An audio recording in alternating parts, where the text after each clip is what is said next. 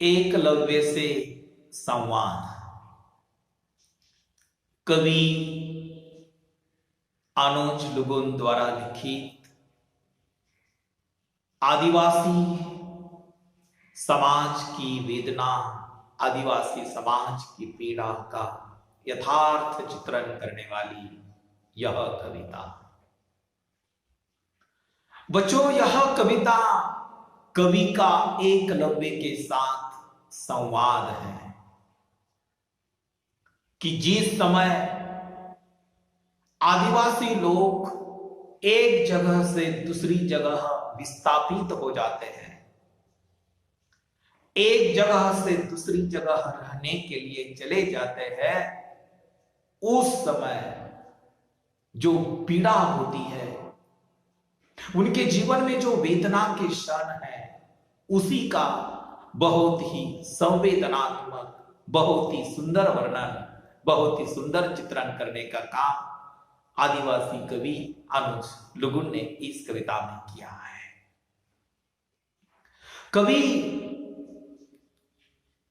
आदिवासी समाज का यथार्थ वर्णन करते हुए कहता है कि जिस समय आदिवासी समाज जंगल में एक जगह परंपरागत रूप से एक जगह पर रहता है, परंतु वही जगह, वही भूमि छोड़कर उसे दूसरी जगह पर जाना पड़ता है, उस समय उनकी अवस्था कैसी होती, उनकी स्थिति कैसी है, उसका वर्णन कवि अनुज लुगुन ने इस कविता में किस तरह किया है, यह हमें देखना है।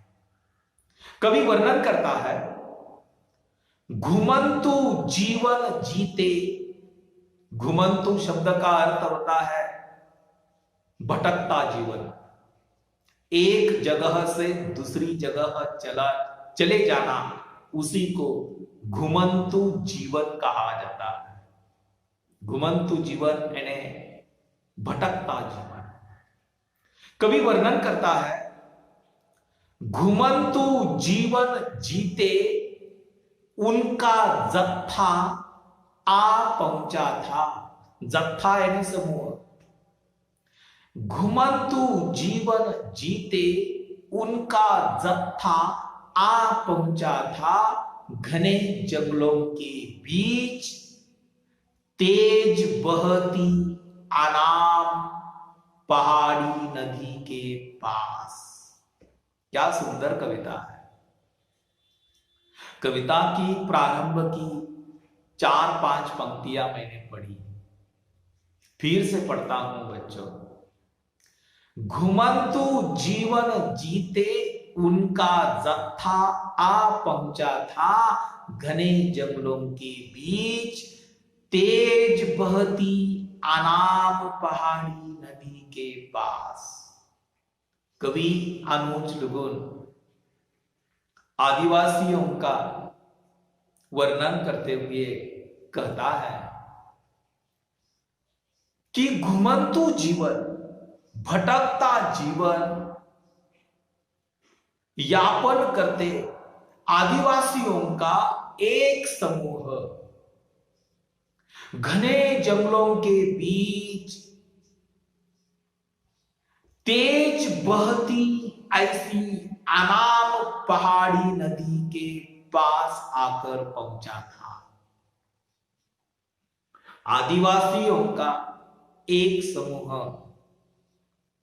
आदिवासियों का एक समूह घने जंगलों के बीच पहाड़ियों से बहने वाली तेज नदी की धारा के पास आ पहुंचा, नदी के किनारे पर आ पहुंचा। आदिवासियों का समूह। अगली पंक्ति में वर्णन करता है कवि, और उस पार की कौतूहलता में, उस पार की कौतूहलता में कुछ लोग नदी पार कर गए थे और कुछ इधर ही रह गए थे। कवि वर्णन करता है कि कुछ लोग नदी की उस तेज प्रवाहित धारा को तैरते हुए उस नदी के पार कुछ अपने जीवन में आशा का किरण लेकर, कुछ कुतूहलवश उस नदी के उस पार, उस पहाड़ी पर कुछ जीने के लिए कोई मिल जाएगा, कुछ आशा लेकर आदिवासियों का कुछ समूह उस नदी की तेज धारा को पार करते हुए कुछ लोग उस पहाड़ी की ओर चले गए और कुछ लोगों का जत्था यानी कुछ लोगों का समूह उस नदी के इस पार वहां ही रह गए। तेज प्रवाह के समक्ष अक्षम, अक्षम यानी क्षमा रहित यानी स्थिर, तब तीर छोड़े गए थे उस पार से इस पार आखिरी विदाई के सरखंडों में आग लगाकर। कवि वर्णन करता है कि एक आदिवासी समूह तेज प्रवाहित नदी की धारा को पार करते हुए चला गया और एक आदिवासी समूह नदी के किनारे पर खड़ा रहा, परंतु वह स्थिर खड़े रहकर उन्होंने अपने तीर कमान चलाए, अपने तीर छोड़े उस पार से इस पार। आखिरी विदाई यानी आखिरी यानी शेवट, अंतिम विदाई, अंतिम, वहां से उन्हें हमेशा हमेशा के लिए चले जाना था। सरकुंडों में आग लगाकर नदी के किनारे पर जो सरकंडे होती है, छोटे छोटे पौधे होते हैं, सरपत के पौधे होते हैं, उसी में उन्होंने आग लगा दी, क्योंकि वह भूमि छोड़कर वह हमेशा हमेशा के लिए दूसरी जगह जाने वाले थे। एक समुदाय बट गया था नदी के दोनों ओर। आदिवासी समाज का एक समूह नदी के उस पार चला गया और एक समूह नदी के इस पार रह गया था। यानी वह आदिवासी समाज, एक आदिवासी समाज दो समुदाय में बांट गया था।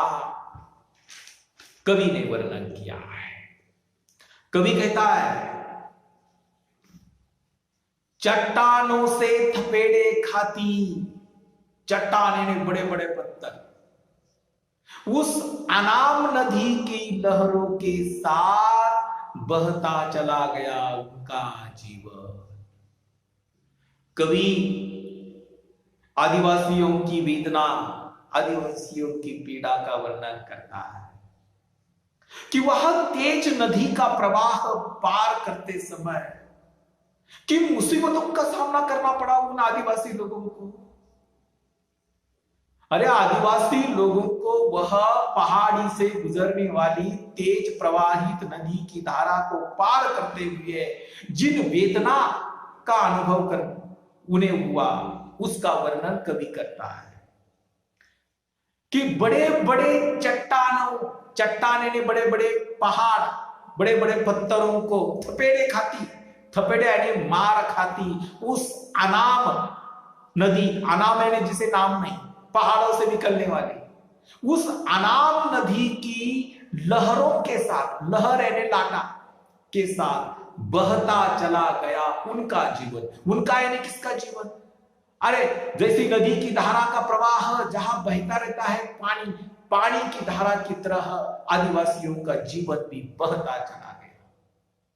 जो कभी लहरों के स्पर्श से झूमती, जंगली शाखों की तरह झूम उठता था। अरे कवि वर्णन करता है, अरे एक समय ऐसा था, कभी कभार वह उस आदिवासी लोगों का जीवन नदी के पानी के लहरों के स्पर्श से उनका जीवन भी झूम उठता था। जंगली पेड़ पौधों की जो शाखा है, वह शाखाएं जिस तरह झूम उठती थी, उसी तरह आदिवासियों का जीवन भी झूम उठता था। कभी कभार तो कभी बाढ़ में पस्त वृक्षों की तरह सुस्त होता था, पर पानी के उतर जाने के बाद मजबूती से फिर खड़ा हो जाता था। कवि ने आदिवासी लोगों के जीवन की जो तुलना है ना, वह नदी के पानी, नदी का पानी और नदी के किनारे पर खड़े वृक्ष जो है, पेड़ जो है, पौधे जो है, उनका जीवन जितना संघर्षमय है उतना ही आदिवासी लोगों का जीवन संघर्षमय है। कवि कहता है कि कभी कभी नदी में जो बाढ़ आती है, उस बाढ़ के पानी में बड़े बड़े वृक्ष पस्त हो जाते हैं, नष्ट हो जाते हैं। उन वृक्षों की तरह कमजोर आदिवासी समाज का जीवन पानी के उतर जाने के बाद भी पुनः आदिवासी लोग मजबूती से खड़े हो जाते हैं।